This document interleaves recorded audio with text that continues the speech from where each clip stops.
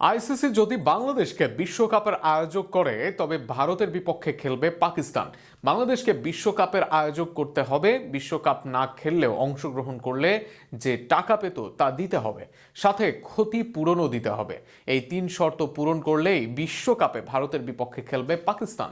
আরও শুনুন প্রতিবেদনে। ভারতের বিপক্ষে খেলবে না পাকিস্তান, এই এক সিদ্ধান্তেই যেন নড়ে চড়ে বসেছে বিসিসিআই ও আইসিসি। পাকিস্তানকে মানাতে গেলেও পাকিস্তান কোনো সিদ্ধান্ত নিচ্ছে না বাংলাদেশ ছাড়া।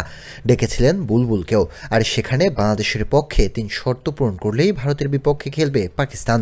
এনডিটিভির বরাতে জানা গেছে পাকিস্তান বাংলাদেশের জন্য বাড়তি ক্ষতিপূরণ দাবি করেছে, পাশাপাশি বিশ্বকাপ থেকে ছিটকে যাওয়ার পরও বাংলাদেশের জন্য অংশগ্রহণ ফি দেওয়ার প্রস্তাব এবং ভবিষ্যতে একটি আইসিসির ইভেন্ট আয়োজনের সত্ত্ব দেওয়ার বিষয়টি আলোচনা রয়েছে। আর সেটি হচ্ছে আগামী 28 সালে অনূর্ধ্ব-19 যুব বিশ্বকাপ। যদি এই তিন শর্ত পূরণ করে তবেই শুধু ভারতের বিপক্ষে খেলবে পাকিস্তান।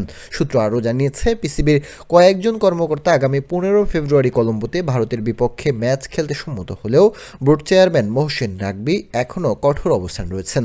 চূড়ান্ত সিদ্ধান্তের আগে তিনি আবারও পাকিস্তানের প্রধানমন্ত্রী শাহবাজ শরীফের সঙ্গে বৈঠকে বসতে চান।